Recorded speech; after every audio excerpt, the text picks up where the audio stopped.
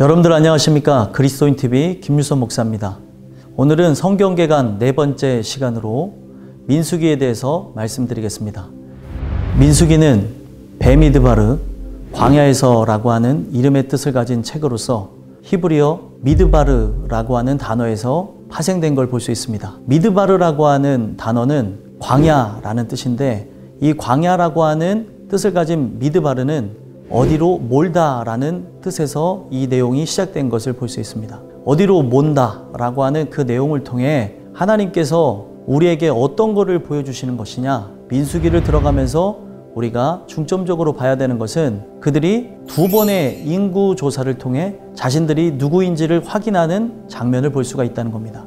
그들이 어떤 존재이냐, 하나님께서는 인구 조사를 통해 하나님의 명령과 뜻을 따라 나아가야 될 하나님의 백성이자 하나님의 군사인 것을 보여주신다는 것입니다. 그래서 2번의 인구 조사를 통해 바로 그들이 하나님의 역사하심을 따라, 하나님의 그 인도하심을 따라 가나안을 향해 진격해야 될 하나님의 군사임을 가르쳐 주신다는 겁니다. 그래서 그런 의미에서 2번의 인구 조사는 그들의 정체성을 확인시켜 주는 것으로 히브리어 이 미드바르라고 하는 이 단어를 통해 우리가 볼 수 있는 것은 하나님이 특정 장소인 광야라고 하는 장소로 그들을 내모시는 사건을 통해 바로 그들이 어떤 존재인지, 그들이 하나님의 명령을 따라 순복하며 나가는 군사인지를 여러 특정 사건과 일들을 통해서 그대로 보이신다는 겁니다. 그래서 이 미드바르라고 하는 단어는 다바르라는 단어에서 나온 것을 볼 수 있는데, 다바르라는 단어는 정돈하다 그리고 말하다 라는 뜻을 갖고 있습니다. 미드바르라는 이 단어를 통해서 우리가 좀 더 생각해 보면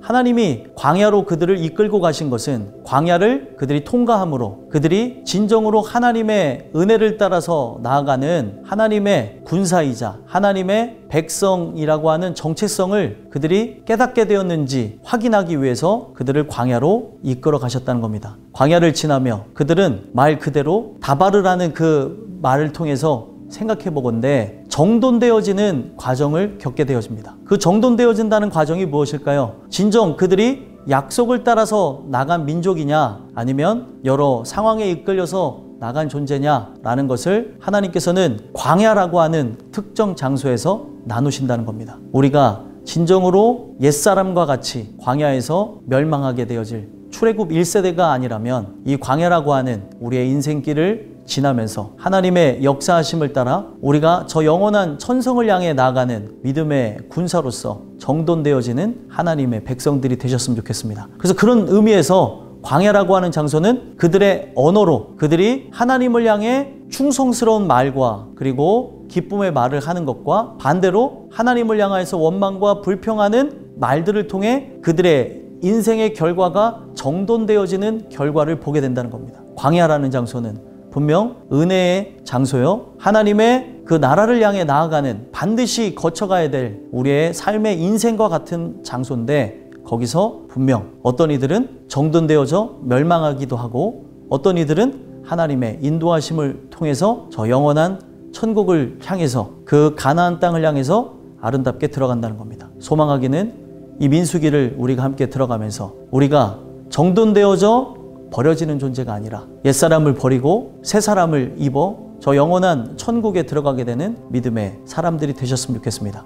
민수기를 들어가면서 우리가 살펴봐야 될 하나님의 속성이 있는데, 하나님의 속성 4가지를 살펴보면서 우리가 이 민수기를 통해서 어떤 은혜를 받아야 되는지 한번 생각해 봤으면 좋겠습니다.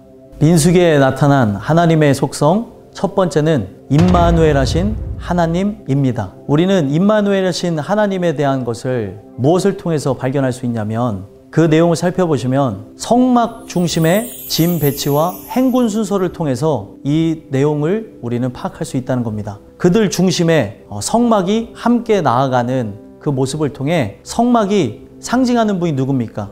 바로 예수 그리스도죠. 그 예수 그리스도와 함께 우리가 저 영원한 천성을 향해 나아가야 될 존재라는 것을 가르쳐 주시는 겁니다. 그래서 우리 중심에 그리스도와 함께 저 천성을 향해 나아가야 된다는 것을 그 가나안을 향해 진격해 나가는 이스라엘 백성들의 모습을 통해서 가르쳐 주신다는 겁니다. 그래서 그들은 인구 조사와 함께 더불어 그 다음에 진행되어지는 걸 보게 되면 성막과 함께 어느 진영이 설치되어야 되고 또 성막이 이동할 때 레위인들이 어떻게 해야 되는지를 가르쳐 주시면서 우리와 함께 나아가야 될 존재가 바로 말씀이시고 또 우리의 중심 되시는 그리스도가 함께 나가야 된다는 것을 가르쳐 주신다는 겁니다. 저와 여러분이 민수기를 들어가면서 하나님의 은혜를 따라서 백성이 되어지고 또 군사가 되어진 존재라면 그분과 함께 저 영원한 천국을 향해 나아가야 될 존재라는 것을 기억하게 되는 그런 아름다운 모습들이 있었으면 좋겠습니다. 두 번째로는 민수기에 나타난 하나님의 속성, 어떤 것을 우리가 발견할 수 있냐? 거룩하신 하나님에 대해서 볼 수 있다는 것입니다. 거룩하신 하나님, 그분이 어떻게 자기를 드러내시는가 살펴보시면 이스라엘을 특정 장소 광야로 이끌어 가시면서, 광야라는 단어가 아까 전에 여러분들 나눌 때 기억하시겠지만 미드바르라는 단어가 본래는 어느 장소로 몰다라는 단어에서 왔습니다. 광야로 내모시는 그 하나님의 그 인도하심을 통해서 광야라고 하는 특정 장소를 그들이 지나며 유월절을 그들이 경험하게 되어지고, 이 유월절이 그들에게 실제가 되어졌느냐 실제가 되어지지 않느냐를 통해서 바로 그들이 이 광야라는 장소에서 구분과 구별되어지게 되어졌다는 것입니다. 그들은 십자가 사건의 모형인 유월절 사건을 어떻게 보면 표면적으로만 경험했느냐 아니면 인격적으로 경험했느냐를 따라서 출애굽 1세대로서 멸망하게 되는 존재가 되기도 했고, 반면에 여호수아와 갈렙과 같이 출애굽 2세대들과 함께 신세대를 이끌고 저 영원한 천국의 모형이 되는 가나안을 향해 들어가게 되는 존재들도 있었다는 사실입니다. 우리가 이 거룩하신 그 하나님의 그 역사하심을 민수기를 통해서 하나하나 살펴보게 되는데, 이 민수기에 나타난 하나님의 거룩하심은 자신의 그 고유의 속성, 그 거룩함을 어떻게 구분하시냐? 그들을 죄악 가운데서 구별하시고 구분 지으시고 유월절 그 사건을 통해 그들이 십자가의 전신을 실제로 경험하게 되어졌다면, 여러 특정 사건과 지역을 지날 때마다 불순종과 원망의 말들을 할 것이 아니라 하나님의 자녀로서 하나님을 기억하고 하나님을 인지하며 이 세대가 비춰주는 세상적인 그런 여러 가지 일들에 속단하거나 또 좌절하지 않게 된다는 사실입니다. 그들이 가데스 바네아에서 일어났던 사건이죠. 그 정탐꾼을 12명을 선택하여서 보낸 사건을 통해 하나님은 의도적으로 그 일을 진행하지 않으셔도 되는데 진행한 이유가 무엇입니까? 이들이 진정 믿음이 있는가 없는가를 시험해 보셨다는 겁니다. 언약을 따라서 나가는 존재였다면 그들은 앞에 일어난 여러 장애물들에 좌절하거나 원망과 불평을 하지 않았을 텐데, 그 거룩하신 하나님을 그들이 의지하고 나가지 않았기 때문에 결국에 믿음이 없으므로 불순종과 원망을 하고 현실적인 보고와 고백을 통해 광야 38년 반을 그들이 유랑하며 멸망하게 되어졌다는 겁니다. 거룩하신 하나님은 천국의 모형인 가나안을 향해 진격해 나가는 그들을 가만히 두지 아니하시고 그들이 거룩함을 입었는가 입지 않았는가를 확인하셨다는 겁니다. 여러분들과 제가 이 민수기를 함께 보면서 거룩을 힘입어 저 영원한 천국에 함께 들어가게 되는 은혜가 있었으면 좋겠습니다. 이어서 나타나는 하나님의 속성 세 번째는 무엇이냐면 불가항력의 은혜를 주시는 하나님입니다. 불가항력의 은혜를 주신다. 이 부분을 어떤 것을 설명해 주시냐면, 그들이 분명 하나님의 뜻에 의해서 하나님의 역사하심에 의해서 그리고 언약을 따라서 진행하는 존재들이었는데, 그 언약을 잊은 채 그들이 길로 인하여서 원망하던 중에 불뱀에 의해서 물려 죽게 되는 사건이 일어나게 됩니다. 길로 인해서 원망하였다. 그것은 자신의 그 진행하는 그 길들이 우회되는 걸 보게 되면서 하나님을 원망한 것이죠. 그 원망하게 되는 그 사건을 통해 하나님이 이 광야 38년 반 동안 그들이 뱀과 정갈에 서식지었던 광야를 지나며 단 한 번도 불뱀에 물려서 정갈에 물려서 죽는 일이 없었는데, 하나님의 보호하심을 풀게 되어지니까 거기서 그들이 불뱀에 의해 이스라엘 모든 인원이 물려서 사망하게 이르는 사건이 일어나게 됩니다.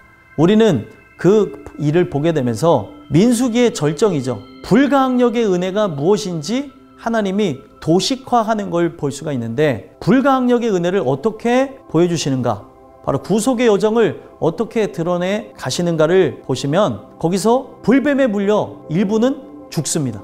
이거는 하나님의 선택이겠죠. 그래서 이미 죽은 자들이 존재하고요.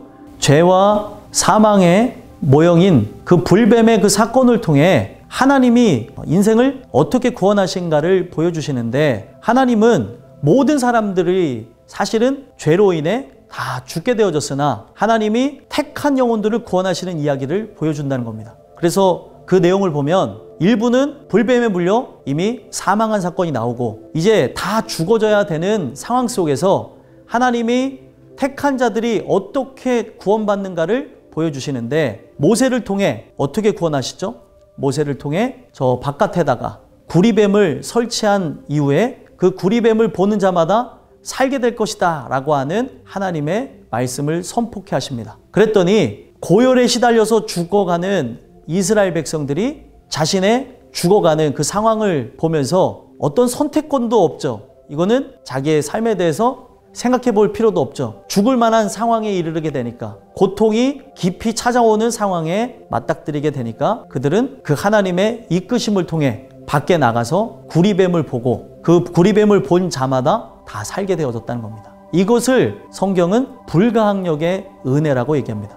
왜 불가항력의 은혜죠? 거부할 수 없는 은혜. 자신의 타들어가는 죄의 고통과 사망의 고통을 느끼게 되어지므로 이것을 해결할 장소를 어떻게 나아가야 될까 고민하던 중에 밖에 우리가 살 수 있는 은혜의 장소가 설치되어졌습니다. 저 장대 위에 달린 구리뱀을 보는 자마다 살 것입니다 라고 하는 그 복음의 하나의 모형의 이야기를 듣게 되면서 그들은 자기의 주권과 그 생각을 초월한 하나님의 인도하심 속에 나아가서 살게 되어졌다는 겁니다. 이게 바로 불가항력의 은혜인 거죠.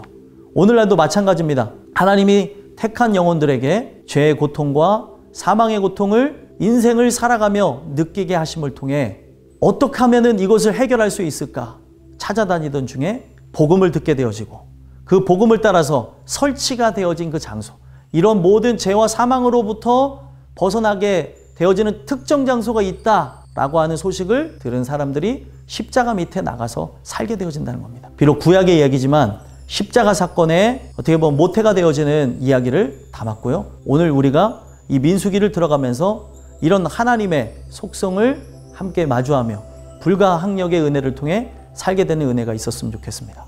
마지막 네 번째로는 성도를 견인하시는 하나님입니다. 성도를 견인하시는 하나님의 모습을 어떤 모습을 통해서 볼 수 있냐면, 끊임없이 하나님을 불순종하고 그리고 원망하고 불평하는 출애굽 1세대의 모습을 통해 하나님은 목적을 따라서 자신의 의지를 따라서 또 이전에 이스라엘 백성들과 그 약속을 따라서 진행하시는 하나님인 것을 보여주시는데, 그들이 한 행각과 그리고 죄악을 생각해 보면 그들은 분명 자격이 없는 자들로 가나안 땅에 들어갈 수 없으나 하나님께서 그들을 끝까지 이끄시면서 저 영원한 천국의 모형인 가나안을 향해 들어가게 하신다는 겁니다. 그래서 출애굽 1세대는 이적과 기적의 세대입니다.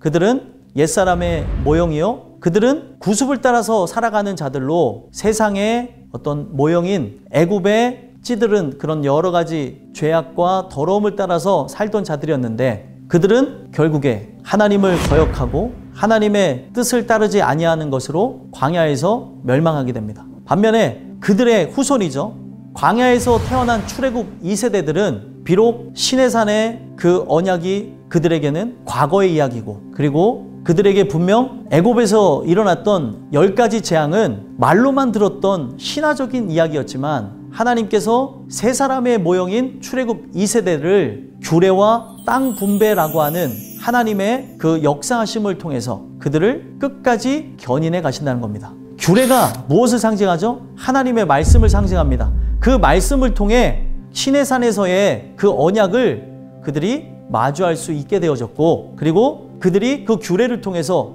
우리는 거룩한 절기를 따라서 나가야 되는 존재구나, 가나안 문화의 찌들은 세상의 그 세대들이 추구했던 절기를 따라 나갈 존재가 아니구나, 말씀을 따라 나가야 되는 존재구나라는 것을 그들에게 알게 하시면서 약속의 땅에 대한 소망을 갖게 하십니다. 그게 바로 땅 분배에 대한 이야기를 후손들에게 하게 된 것이죠. 그래서 신세대들은 제가 말씀드린 두 가지 규례와 땅 분배를 중심으로 해서 분명 그들은 이적과 기적을 체험하지 못한 세대였지만 신의 산의 언약도 과거의 이야기요, 또 놀라운 10대 재앙의 하나님의 그 구원의 역사도 신화와 같은 이야기였지만 말씀을 통해 맺게 되어진 인격적인 관계를 통해 그들은 결국 하나님이 약속하신 가나안 땅에 들어가게 된다는 겁니다. 우리는 이 이야기를 통해 살펴봐야 되는 게 뭐냐면 끝까지 포기하지 않으시고 언약을 따라 우리를 이끌어 가시는 성도의 견인이 무엇인지를 보여주시는 하나님의 은혜를 우리는 마주하게 된다는 거예요. 견인이 무엇이죠? 견인이라는 것은 우리가 흔히 볼 수 있는 게 뭐죠? 견인차가 견인되어지는 그 차를 이끌고 가는 그런 장면인데 하나님이 마치 우리를 자신의 의지와 목적을 따라서 이끌고 간다는 걸 보여주는 거예요. 나의 의지로 천국에 들어가는 게 아니라 하나님의 의지로 하나님의 약속하심을 따라 이와 같은 아름다운 결론을 맺게 된다는 겁니다. 우리에게 이런 은혜가 민수기를 들어가게 되면서 충만함으로 또 경험되어야 될 이야기로 모두에게 나타났으면 좋겠습니다. 감사합니다.